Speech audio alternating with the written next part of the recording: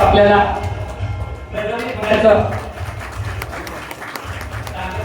या ठिकाणी मान्यवरांच्या हस्ते दीपक प्रज्वलन होत आहे।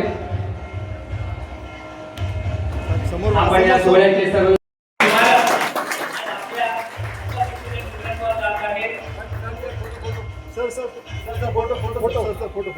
समोर बघा सादर करण्याची विनंती करतो। नरनवे हायस्कूलचे हे विद्यार्थी ईशा स्तवन सादर करतील। धन्यवाद।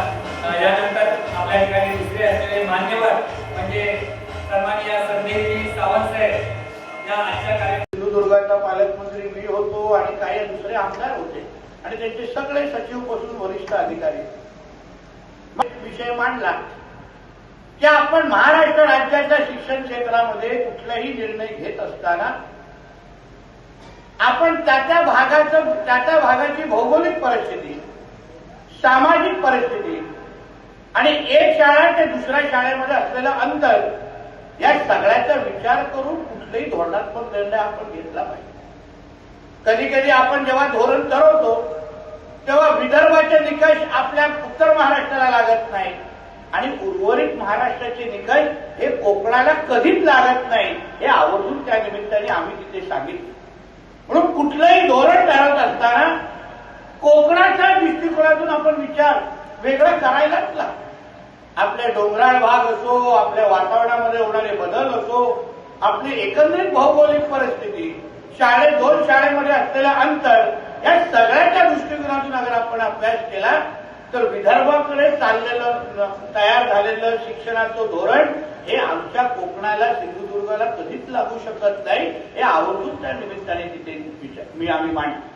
आणि म्हणूनच पटसंख्यामध्ये होणारा हा बदल किंवा जे काय आपल्याला आता हळूहळू कमी होत चाललंय ह्याच्या मागची अशीच कारणं आहेत।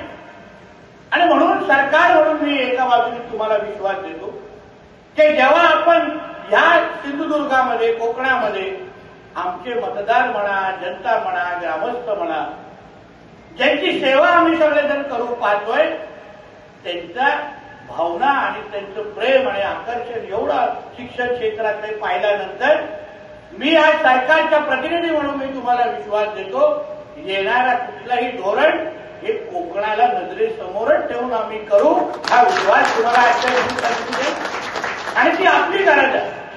ते काय आम्ही कोणावर उपकार करत नाही, आम्हाला 5 मतं एक्स्ट्रा मिळावे अशामुळे नाही। आमची पुढची पिढी अगर योग्य दिशेने शिकली नाही, आम्ही त्याला शाळेतच व्यवस्थित दर्जेदार शिक्षण देऊ शकलो नाही तर आम्ही नेमकं काम कोणासाठी करतोय, विकास कोणासाठी करतोय हा प्रश्न आमच्या समोर निर्माण होईल। आता सावंत साहेब असतील, चित्रातून पावलं टाकतोय ते इकडच्या असलेल्या तरुण तरुणीला त्यांना नळदवेतच राहून अगर 2 हाताला काम मिळेल तरच आमच्या कोकणाचा फायदा होणार, तरच आमच्या सिंधुदुर्ग, आमच्या नळदवेचा फायदा होणार नाही।